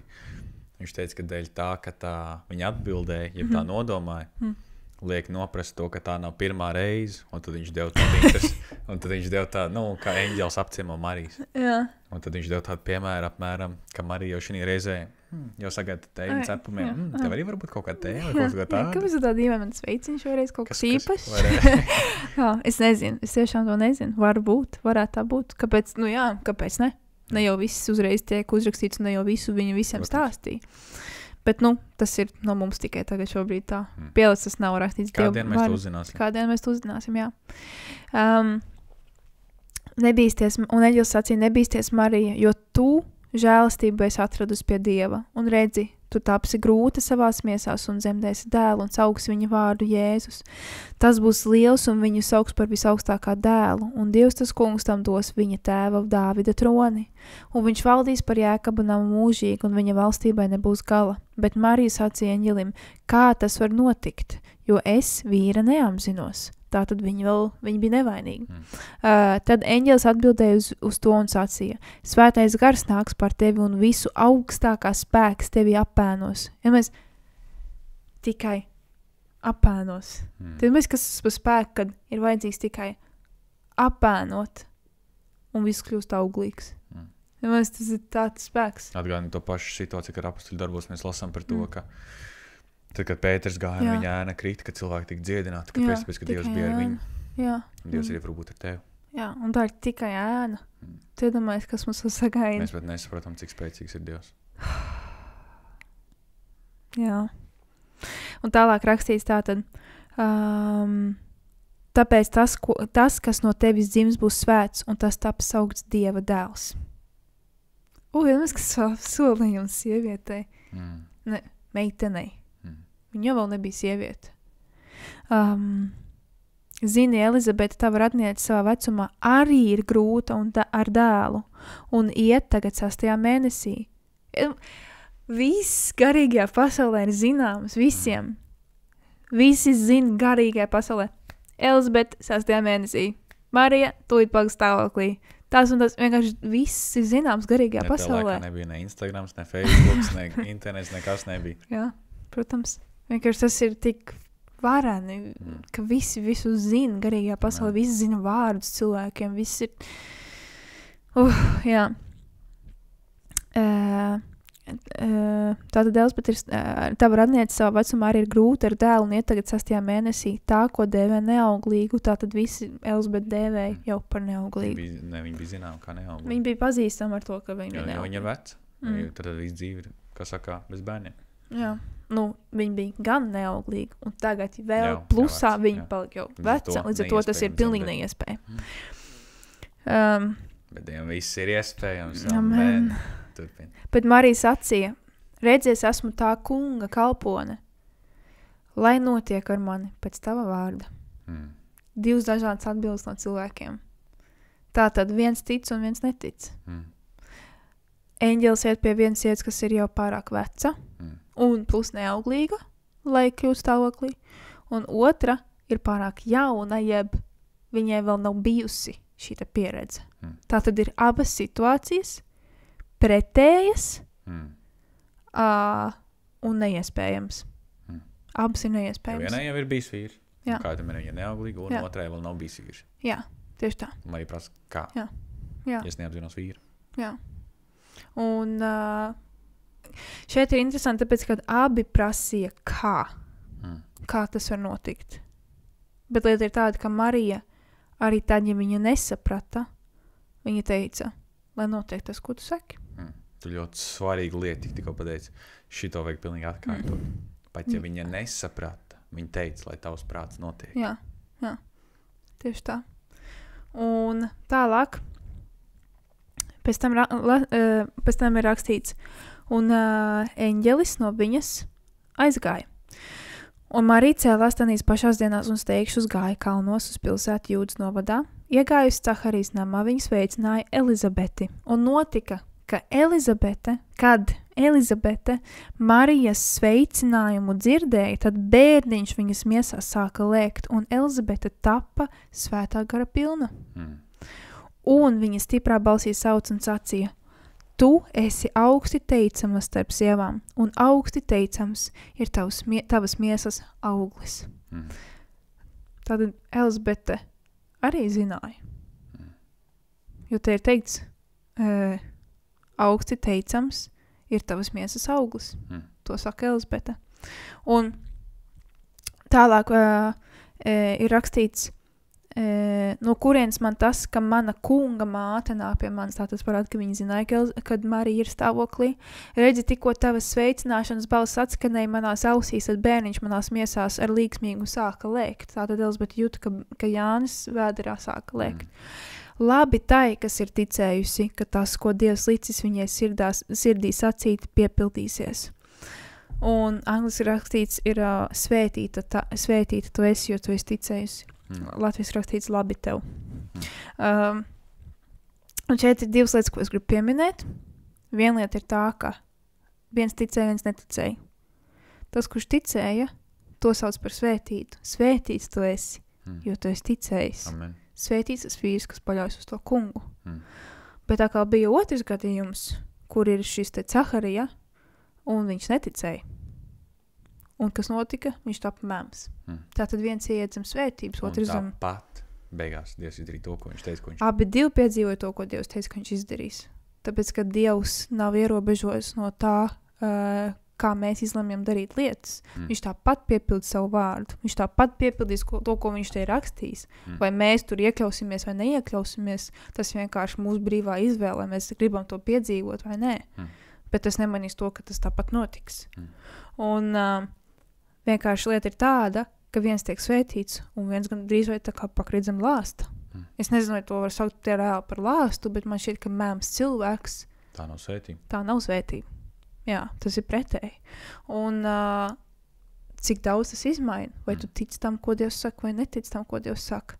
Un nākošā lieta, ko es gribu pateikt, ir tā, ka Marija nāk iekšā pie Elizabetes namā. Marija tātad skaļi sveicina. Tātad viņa gavilē. Es tā iztēlēs, ka viņa skaļi sveicina, kad vienā, kad tev kāds čau, to izmaina, ka tu zini, ka kāds ir atnācis. Un Elizabete saka, bērniņš manās miesās sāka lēkt. Un tur ir rakstīts, ka Elizabete tika svētā gara pildīta tajā brīdī, kad Marija ienāca mājās. Tad man jautājums, vai tas ir tas brīdis, kad Jānis Kristītājs tika pildīts ar svēto garu? Jo bija teikts, kad viņš jau mācas miesās tiks pildīts ar svēto garu. Bet tu zini, tas, ar ko viņš tika svaidīts, ir mēs vēlāk lasām, ka Jānis Kristītājs, viņš tika svaidīts atpazīt jēru, kas nes pasaules garu. Līdz ar to, tad, kad Marija ienāca ar savu bērniņu, kas ir viņas vēderā. Kas ir jērs, kas pasaules... Tajā brīdī tas svaidījums, kas bija pār Jānu Kristītāju, aktivizējās. Jā. Viņš bija turpat, viņš viņu neredzēja, bet viņš bija turpat. Jā, tāpēc, ka un arī tā ticība, kas Marijai bija par to, kad, tas, ko tu sāki, lai notiek, kad, ka viņa tic, kad viņa stāvoklī ar tiešām Dieva dēlu. Viņa iznēsās bērnu. Un šī ticība un līksmība, kad viņa nāk iekšā mājās un viņa sveicina, es tā iztēlojos. Tas tikai tāds mans iztēlojums, ka Jānis Kristītājs vēderā tā kā nodomā. Bērns vēderā nodomā. Viņš nodomāja. Kad pierakstīja. Jā. Stāfelīts. Kad tā ir tā ticība, kas man patīk. Tu saproti, droši vien, ko es ar to domāju? Es teikšu, jā. Okay. Nē, vienkārši tā padomājot, kad tajā brīdī, jo Marija ticēja, Caharija nē. Un Marijas ticība tajā brīdī, kad nāk iekšā mājā, tas bērniņš, kas ir Jānis, viņš palecās.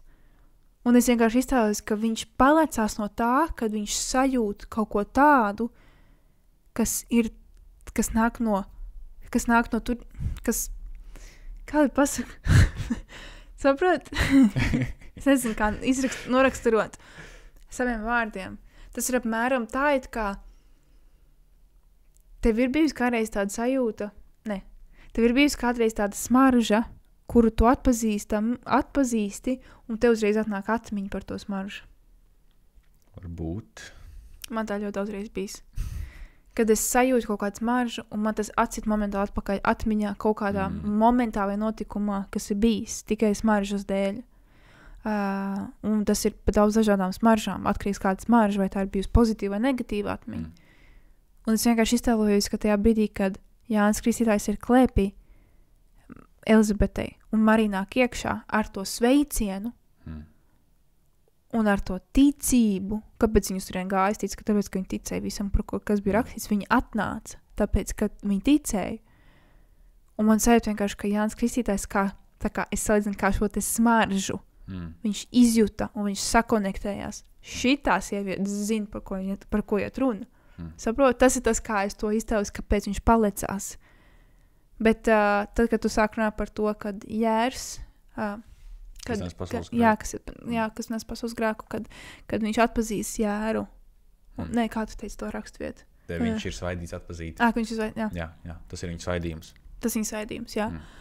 Un vienkārši tas ir tas, kas saprot tagad to, kad Marija ienākot iekšā, viņš izjuta, ka Jērs ir atnācis. Ka viņš sagatavos ceļu, kuram viņš nav cienīgs un viņš uzreiz palicās. Tas viss ir tik spēcīgi. Tas viss ir tik varen, stipri.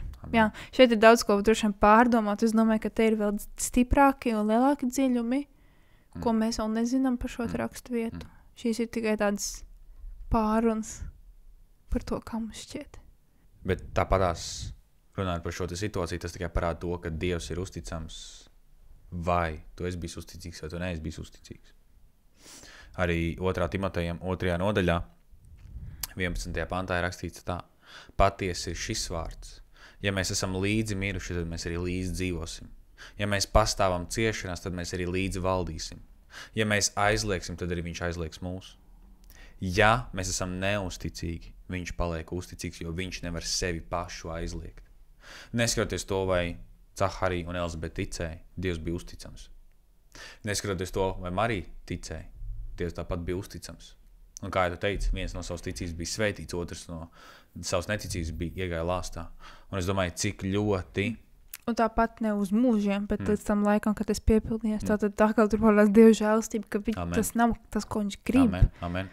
Un es domāju, ka vajadzētu arī nedaudz izcelt tieši šajā rakstvietā ir tas, ka ir tā gada augstais priesteris, svaidīts vīrs, pārzina vārdu, zina visu. Un iet svētākajā vietā. Un mūsu acīs tas ir mācītājs. Bet tad, kad Dievs runā uz viņu, kā tu minēji sākumā, atziņa to dara uzpūtīgi. Jā. Nu kā es taču zinu, cik bieži mēs nākam pie Dieva, bet Dievs taču zina to. Vai arī tev kāds brālis Kristū vai māsa Kristū saka, man ir sajūta, ka Dievs ir līdz savā sirdī tev pateikt to, un tu tāds, es jau to zinu. Un tu patiesībā nocietini savu sirdi ar savu lepnumu. Bet parasti meitene, jauna meitene, viņa ticēja tam, ko Dievs viņai teica. Un viņa no savas pazemības iegāja svētībā. Ja es saku, manā valstībā viss notiek otrādāk. Tas, kas paaugstinās pats sevi, es ieju augstākajā svētajā vietā, tiks pazemināts. Tas, kas pazeminās sevi Dievu priekšā, to Dievs pacels. Un es domāju, ka arī šeit ir ļoti svarīgi saprast, ka tad, kad mēs nākam pie Dieva, kad mēs nākam pie Dieva vārda, kad mēs nākam pie svētā gars, lai mēs veidotu sadraudzību ar viņu, lai mēs būtu tuvākās attiecībās ar Jēzu, lai atļautu svētām garam strādāt pie mums. Ja mēs pie viņa nāksim lepni, svētais gars, ko vēl es varu izdarīt, kuram vēl es varu uzlikt rokas, ko vēl, nekas nebūs. Mums ir konstanti jāpaliek šajā te pazemībā, lai Dievs varētu mums uzticēt lietas, kuras viņš grib mums uzticēt. Un tic man, Dievs tev grib uzticēt daudzas lietas. Un Dievs jau tev ir uzticējis daudzas lietas tagad. Bet vai tu esi gatavs pazemināt sevi un lielīties ar savu nespēku, lai viņa spēks varens parādās? Vai tu kā augstais priesteris ies un teiks, es taču visu zinu, es taču visu māku, un tad tu atopies situācijā, kurā tu pēc tam lūdz Dievs izcel un ārā no šīs situācijas. Bet kā tu tur iegāji? Savu zināšanu pēc, savu lepnumu pēc, un pēc tā, ka es taču visu zinu, es taču visu māku. Un arī tas, ka augstais priesteris patiesībā bija lūdzis šo lūkšanu par to, lai Elizabete paliek stāvoklī, tāpēc, ka eņģelis nāca un teica, ka Dievs ir uzklausījis tavu lūkšanu. Nu, ka tā tad viņa tiks atbildēta. Tas nozīmē, ka tu arī vari lūgt un neticēt par atbildi. Jo mēs taču zinām, ir taču pareizi lūgt kristietim būdamam. Bet ko tas līdz, ka tu pat neatceries savas lūkšanas? Nu, vienkārši tas, kā arī viņš teica, bet kā tas var notikt? Tā kā tad tas varētu notikt? Nu, kā ej mājās, baud laiku ar savu sievu? Nu, tā kā kādā veidā? Nu, tas ir tāds jautājums. Bet viņa jautājums bija, kā tas var notikt, ja Elizabete ir neauglīga? Bet tad kāpēc tu lūdzu? Tu lūdzu, tāpēc, ka tu zini, ka viņi ir neauglīgi, jo Dievam viss ir iespējams. Amen. Dievam nav nekas neiespējams. Tad kā tu prasa tagad, kā tas var būt? Tad kāpēc tu lūdzu? Ja tu netici. Bet tad, jo, ja tu lūdzu, acīmredzot, tu tici, bet arī acīmredzot, varbūt ne. Tā kā tas ir tā interesanti, kad viņš pats lūdzu un viņš brīnās, ka viņš dabū atbildi. Jeb varbūt, ja viņam tas bija tāds, kā tad tas var notikt, varbūt viņš lūdz Dievam par Elizabeti, ka tad, kad viņi mēģināja, lai viņi paliek stāvoklī, bet viņi nepalika. Pagāja vairāki gadi, viņš bija aizmirsis, ko viņš bija lūdz ticībā, bet mēs lasām Salamana mācītāja grāmatā, ka viss notiek savā īstajā laikā. Arī Jēzus nāca savā noliktajā īstajā laikā. Un es dzirdēju vienu mācītāju, ko viens mācītājs teica, kas man likās ļoti aizraujoši un interesanti, bija tas, ka tajā laikā, kad Jēzus nāca, Roma bija, protams, mēs zinām, ka Roma bija pārņēmusi Izraelu, tad Izraels bija zem Romas, Romas impērija bija ļoti liela tajā laikā, un Romas impērija sāka būvēt ceļus. Pat līdz tādām vietām, daudz teica no Nacaretes, kas tad no Nacaretes var nākt labs?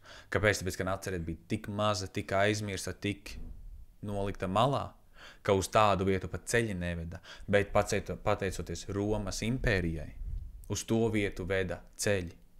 Un ko Jēzus saka? Ejiet un sludiniet evaņģēliju. Šeit Izrēlā, Jūdejā un pa visu pasauli. Jeruzalemē, Jūdejā, pareizi neatceros, kā bija, bet pa visurien. Tad viņš nāca tajā laikā, kad uz visurieni reāli veda ceļi. Tas ir viens tāds labs salīdzinājums, kas man patīk. Bet stāsts par to, ka viss notiek savā īstajā laikā. Un ja tu kaut ko lūdz Dievam, pastāvi ticībā par to, ka viņš ir uzticams. Nevis tu lūdzu. Un es saprotu, ka citreiz mēs lūdzam Dievam par lietām, kas mums liekas neiespējams, bet tas ir tas pats labākais, ka viņas ir neiespējams mums, bet viņas ir iespējams Dievam, jo Dievam visas lietas ir iespējams kopā ar Dievu. Bet pat, ja tas nenotiek vairākus gadus, ja Dievs to ir līdz savā vārdā, kas mums pateica, paldies Dievam, ka mums ir Dieva vārds, uz ko mēs varam pastāvēt, ka mēs zinām, kāds ir Dieva prāts. Neļauj, kad ienaidnieks izšķopa tevi un tavu pamatu, uz ko tu stāvi, kas ir Jēzus Kristus, un lūdz savienojumā kopā ar Dievu vārdu un pastāv ticībā par to, ka Dievs ir uzticams, jo viņš ir uzticams. Jo Dievam patīk, ka mēs viņa vārdu nesam viņam priekšā, ka mēs parādam Dievs, tu savā vārdā esi teicis tā. Tāpēc Jēzus Kristus vārdā es pasludinu, Dievs, es lūdzu. Tēvs, tu esi teicis savu vārdā, tu esi devis apsolījumu. Tēvs, tu tur savus apsolījumus. Jo tu Tēvs solīji katru reizi, kad tu debesīs parādīsies varavīksne. Tas parādīs to, ka tu šo pasauli vairs nekad nenopludinās. Tās grēka dēļ. Tad Dievs, tavu apsolījumu joprojām ir dzīvu. Katru reizi pēc lietiem mēs vienmēr redzam varavīksni. Tas nozīmē to, ka, ja Dievs tur to apsolījumu, ja Dievs saka savā vārdā, 1. Mūzes 8. nodaļā, 21. pantā ir teikts tā, ka tas kungs soda patīkamo smaržu, viņš sacīja savā sirdī. Es turpmāk vairs nenolādēšu zemi cilvēka dēļ, jo cilvēka sirds tieksmes ir ļaunas no mazām dienām. Un es arī turpmāk vairs neiznīcināšu visu dzīvo, kā es tas esmu darījis. Kamēr būs dienas virs zemes, nemitāsies sēšana un pļaušana, augstums un kārsums, vasara un ziema, diena un nakts. Ir tik daudz apsolījumu, kas ir brīnišķīgajā Dieva vārdā, pie kuriem mēs varam turēties. Ne tikai, lai mēs tiktu svētīti, bet lai mēs arī varētu svētīt tālāk cilvēkus. Un es domāju, ka ir ļoti svarīgi pielietot Dieva vārdu savā lūkšanās un savā ikdienas dzīvē, lai arī tu reāli baudītu to, ka tas kungs ir uzticams, ka tas kungs ir labs, jo viņš ir labs. Un tas ir ļoti svarīgi saprast. Bet kā tu raksturot vispār, kā tā, kas ir vispār uzticība Dievam, kas ir ticība viņam? Nu tā mēs varam teikt, jā, bet uzticies Dievam, paļaujies, palas Bībeli, uzticies. Ko nozīmē, ja tev vajadzētu noskaitīt, piemēram, uzticība Dievam ir tas un tas un tas? Es Nu, ja, piemēram, es praktiski pielietoju. Jā. Lai manās acīs praktiski tu reāli piedzīvo to, ka Dievs, ka tu esi uzticams, tev ir ļoti svarīgi dzirdēt no viņa. Bet tu nevari dzirdēt no viņa, kamēr tu neesi iegājis viņa mierā. Bet, lai iet viņa mierā, tev vajag būt patiesam pret viņu. Jo patiesībā šodien es pat lasīju Ebrejiem 3. nodaļā, sākot no 7. panta. Un šis tik spēcīgi uz manīm runāja.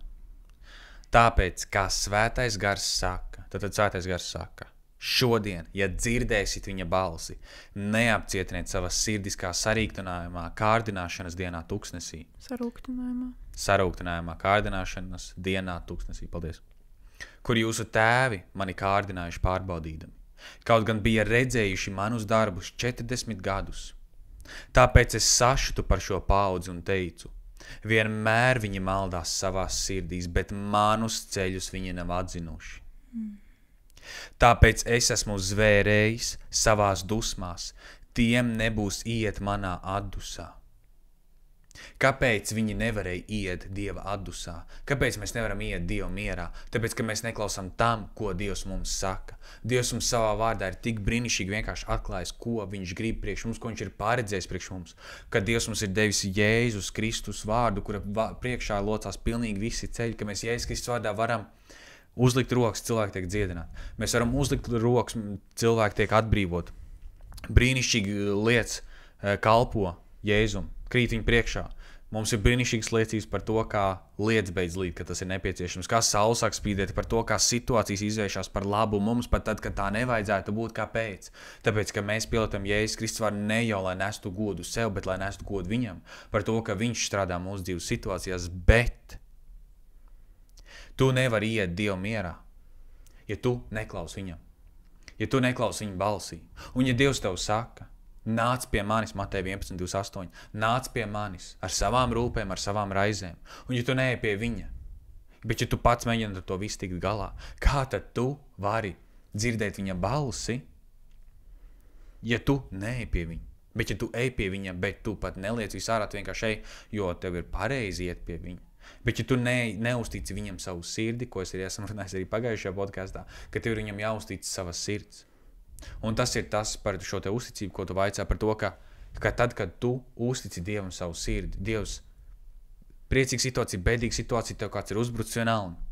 Bet, kad tu to nesi Dievu priekšā, Dievs, es esmu dusmīgs to cilvēku, jo man viņš ir aizvanējis, man viņš ir sāpinājis tēvs. Vai arī Dievs, tajā situācijā tas bija netaisnīgi, vai Dievs, es esmu dusmīgs, vai Dievs, es esmu priecīgs. Paldies, ka man ir tas, ko tu man esi svētījis, ka es par to varu priecāties.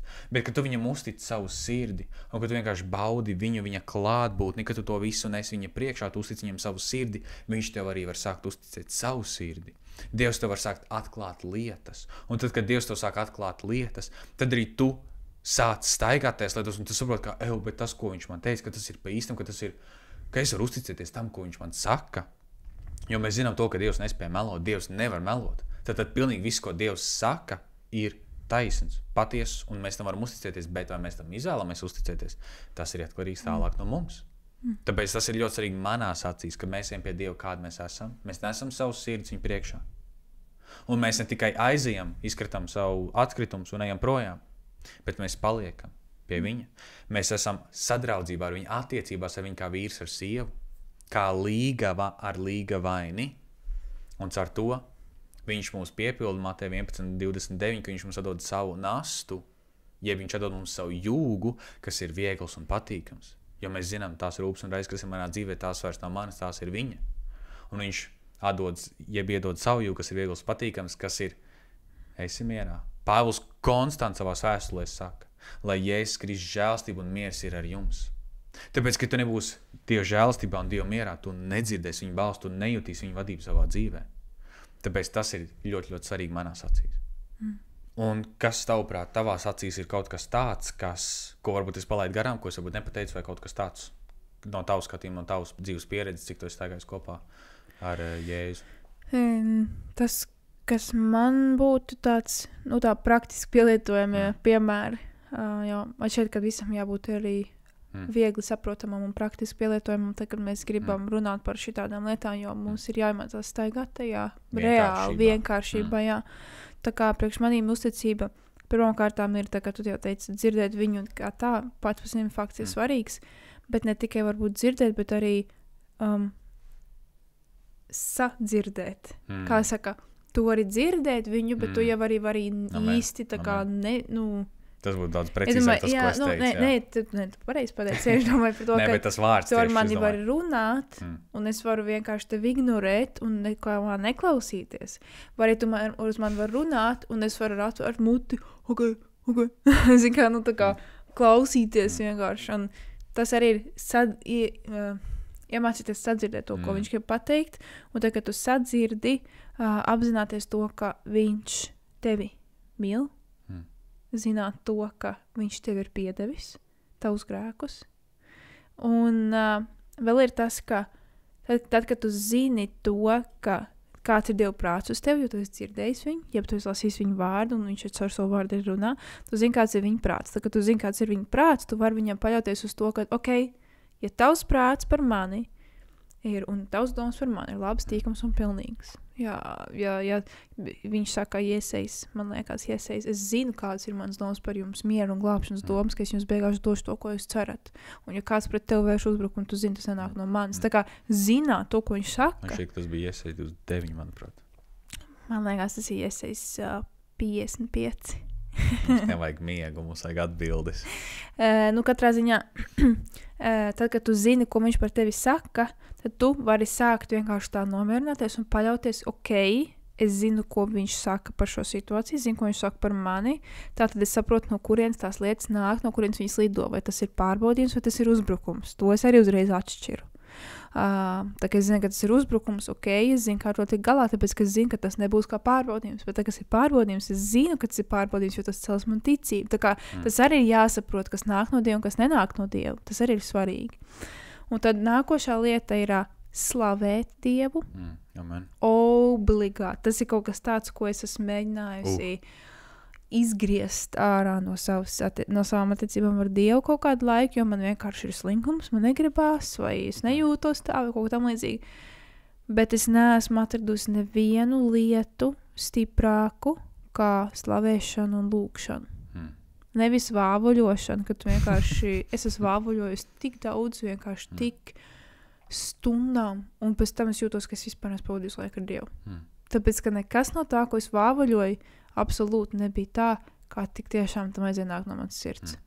Citreiz tu vari raudot, izlūgt vairāk, nepasakot nevienu vārdu, nekā vāvuļojot, izstāstīt visu savus sajūtas un emocijas un saprotot to, ka tu neko neesi pateicis. Kāpēc? Tāpēc, ka tad, kad tu kaut vai izraudi, tu iznes savu sirdi. Tu iznes savu sirdi priekšā. Bet tu vāvuļo, tu vienkārši iztukšo savu prātu.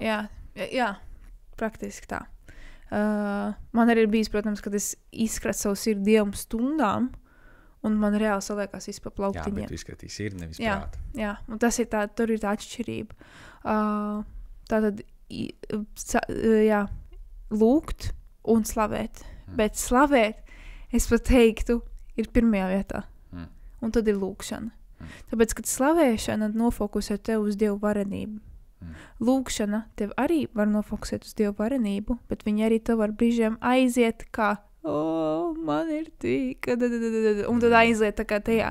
Bet tā, kad slavē Dievu, tas tā nenotiek. Amen. Tāpēc, ka tagad tu slavē, tu vienkārši tikai konstants, tu fokusējies par to, kāds ir viņš. Jā. Tāpēc slavēšana priekš manis ir bijusi tā lieta, kas ir izcīnījusi uzvaras manās dzīvēs. Un arī ar šo mašīnu situāciju.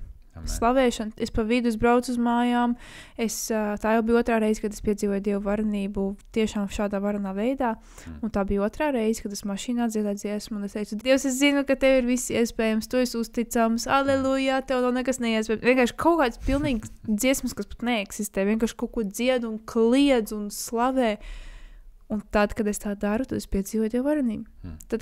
Un tas ir arī viena lieta, ko ienaidnieks no manis ļoti mēģina nozagt. Lai tikai es neslavētu Dievu. Man, ja kas cits var noķert manu interesi, lai tikai es nepiesāsos pie klavierēm, nepaspēlētu, nepamācītos, nepadziedātu. Kaut gan tas ir mans tuvākais un mīļākais hobijs ir dziedāšana. Es nezinu, ka tas ir tavs hobijs. Bet tas ir aicinājums. Jānim Kristītēm nebija hobijs atpazīt Jēzu. Tas ir mans svaidījums, aicinājums, nezinu, kā to nosaukt. Man vienkārši tas ir tik ļoti sirdī. Es esmu teikusi tev, ka tad, kad es dziedu, es jūtos dzīva. Amen. Es jūtos tik dzīva, tāpēc, kad es jūtos, ka es daru to, kas man pilnīgi atdzīvina no iekšas. Man tik ļoti patīk dziedāt. Cik daudz es to daru? Praktiski tikai tad, kad man kāds pasaka, lūdzu, vari padziedāt. Tāpēc, ienaidnieks darīs visu, lai tevi novilkt no tā, kam Dievs tevi ir aicinājis. Jā, tieši tā. Un tas ir tas, ka ar to, ar savu dziedāšanu, es vislielākās uzvaras esmu guvusi ticības dzīvē. Dievs ir uzticams. Jā. Tāpēc es saku, slavē Dievu un vienkārši dziedi viņam. Ja tev nepatīk dziedāt, tad raksti dzējoļus viņam par godu. Es nezinu, dejo viņam par godu. Tu vari dejot svētajā garā. Tu vari met ritentiņus, ja tu gribi. Dāvids dejoja visā savā spēkā. Dievu priekšā es gribētu redzēt, kāds izskatījās, ja tur nebija ritentiņu. Es nezinu, es tā vienkārši iztēlojos ar visu savu spēku. Bet ja tu met ritentiņus lūdzu, to dara vietā, kur tu nevar savainoties? Katrā ziņā vienkārši slavēt Dievu ļoti spēcīgi. Lūgt ļoti spēcīgi. Lūgt un runāt ar Dievu arī divas atšķirīgas lietas. Lūgt Dievu ļoti spēcīgi. Un trešā lieta, ceturtā lieta, sanāk, ko es tik tiešām arī iemācījos, īpaši šajā pēdējā reizē, un to es pielietoju pilnīgi katru reizi, kad man ir jāiet cauri, piemēram, kaut kādai, kad ir kaut kāda situācija, un tad man ir zinu, ka Dievs man parādīs, ka man jāpastāv. Un tad es vienmēr pielietoju šo punktu, lai es varētu to. Un šī tā lieta pēdējā ir aktīva gaidīšana. Ka tu aktīvi gaidi atbildi jebkādu kustību no Dieva puses. Tad, kad tu lūdz, tad, kad tu slavē, tad, kad tu viņam esi pirmkārtām jau viss izstāstījis, ko tu no viņas sagaidi, ko tu esi lūdzu, ko tu esi nes viņu priekšā, tu esi dabūjis atbildi no viņa, vai ka būs, vai ka nebūs, vai es nezinu, kas un kā, bet viņš vienmēr tavu sirdi atvieglo, viņš vienmēr iztīr, viņš vienmēr paceļ tev. Ir aktīva gaidīšana pēc tam. Pēdējais solis, pats, tad, kad tu uz beigām ej. Jo, ja tu aktīvi negaidi, priekš manis ir tā, ja es aktīvi negaidu, es arī nesagaidu. Ja es aktīvi gaidu, es zinu, ka Dievs to redz manā sirdī, ka es tā kā tādu binoklas izvilkus un vienkārši skenēju visu, kurā brīdī Dievs kaut ko izdarīs. Un tad, kad es to daru, es vienmēr noķeru to brīdi, kad, šiten var būt iespēja. Es zinu, ka šeit var būt iespēja. Es skenēju, kur vēl var būt iespēja. Ja tā nestrādāja, es skenēju nākošo, tāpēc, ka es zinu, ka Dievs redz man sirdi, viņš redz, ka es gaidu un sagaidu, kāpēc, tāpēc, ka es ticu, ka viņš atnāks. Amen. Jo, ja tu netici, ka viņš atnāks, tad tu negaidi. Bet tad, kad tu gaidi, viņš atnāk. Amen. Viņš vienmēr atnāk, ja tu viņu gaidi. Un tas ir tas, ko es obligāti iesaku neizlaist, aktīvi gaidīt. Jo tas ir tas, ko mēs bieži izlaižam. Dievs visu atdod tavās rokās, tu visu ņem, izdara kā tev par labu. Un ir arī man bijušas lūkšanas, kur man vienkārši apnīk lūgt. Un man tāds Dievs, es negribu, man šitas ir viss apnicis, es vienkārši atdod to tev, es negribu par to domāt, man ir vienalga, ko tu dari ar to. Galvenais vienkārši paņem to un lūdzu atrisini visu. Es pat negribu dzirdēt par to, man vienkārši tas ir apnicis. Un tās lietas parasti arī noliekās malā un īsti nenotiek. Vai arī, ja viņas notiek Dievam par godu, tad viņas vispār mani neskar vairāk tajā. Ja man tas ir sāpējis, vai ja man tas ir kaut kā, ka man vienkārši apnicis tas viss ir. Arī tā ir, kad Dievs vienkārši to paņem no manis to smagumu nost. Tā arī var būt. Un tas ir, tas tic normāli, arī tāda lūkšana. Bet tad es zinu, ka tas pie manis apakaļ vairs nenāk. Jo tas vairs nebūs tā, ka tu pastāv. Nē, es atdevu to viņam. Ejiet prasīt viņam, man tas viss apnīk. Jau, kā piemēram. Bet tad, kad tas otrs, kad tu ej cauri kaut kādām lietām, ka tu zini, ka tev ir jāpastāv līdz galam, aktīvi gaidīt ir obligāti. Ir jābūt aktīvai gaidīšanai. Obligāti. Tas ir apmēram kā tu. Tas ir apmēram tā, ka tu dari visu pārējo, tu slavē, tu plūdz par visu to.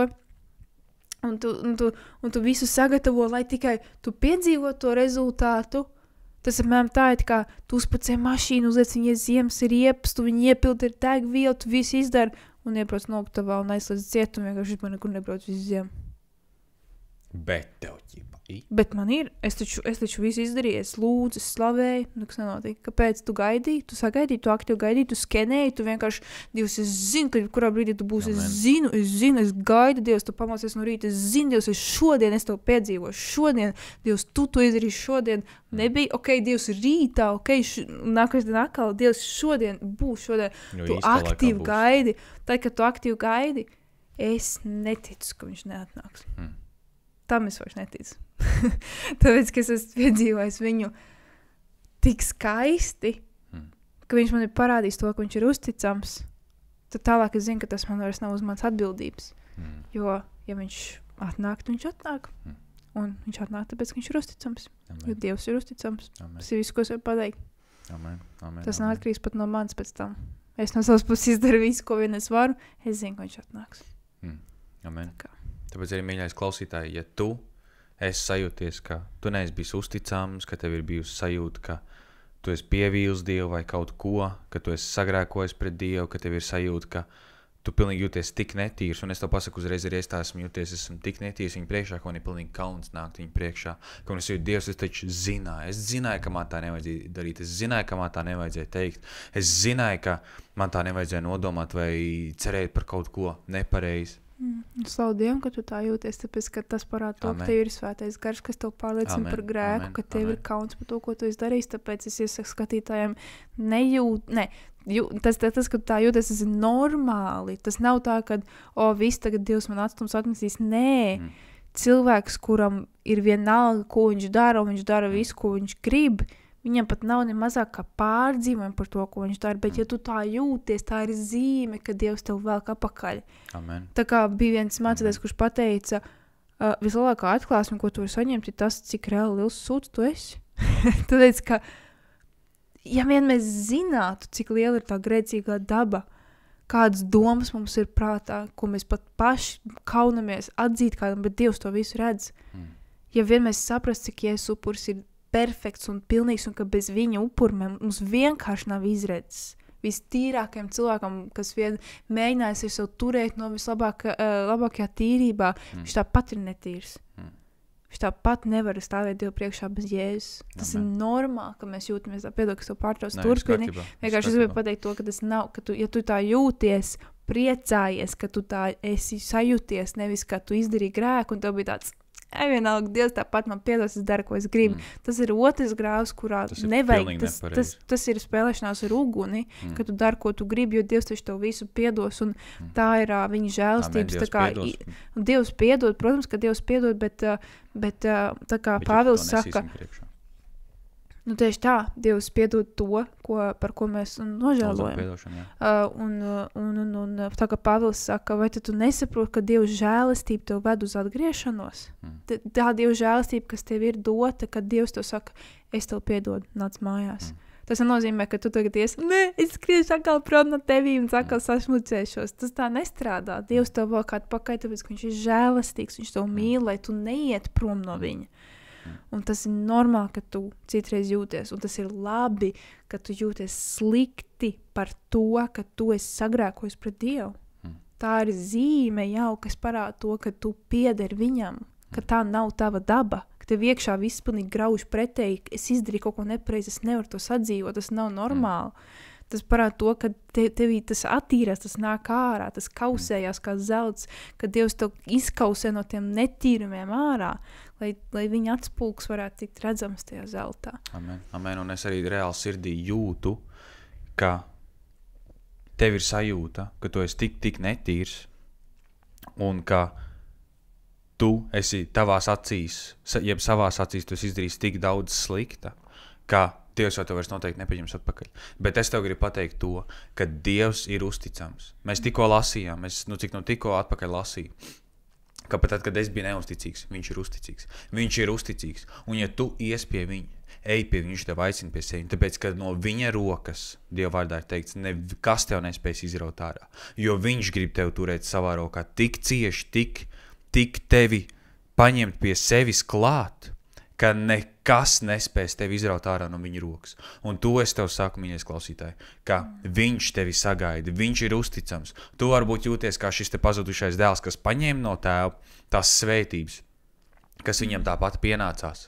Dievs tev ir svētījis ar daudzām lietām, un šis te pazudušais dēls, viņš aizgāja prom un to visu izšķērdēja. Un varbūt arī tu jūties, ka tu esi visu savā dzīvē izšķērdējis, ko Dievs tev ir devis, un kad tev es jau vairs nevar nākt atpakaļ, jo kā tad Dievs man pieņems, viņš man tik daudz ko bija svētījis. Bet nu vairs nekā. Bet šis te pazudušais dēls, viņš saprata, ka viņš bija grēkojis pret debesīm un pret tēvu, savu miesīgo tēvu. Un viņš gāja atpakaļ, domādams, es iešu atpakaļ kā kalps. Un varbūt tu nāc paziņot, Dievs, piedod. Un viņš nāca atpakaļ, un šis te tēvs viņam skrien pretī. Un šis te tēvs viņam skrien pretī, viņa apkārt, viņa skūpsta un saka, atnesiet ātri gredzenu, atnesiet ātri drēbes, jo šis ir mans dēls, viņš bija pazudis, bet tagad viņš ir atgriezies. Dievs tev saka, tu jūties, ka tu esi pazudis, bet nāc atpakaļ pie manīm, un es tev skriešu pretī. Un tad es teikšu, mans dēls bija pazudis, ja mana meita bija pazudus, un tagad viņa ir atgriezusies, viņš ir atgriezies. Dievs tev gaida atpakaļ.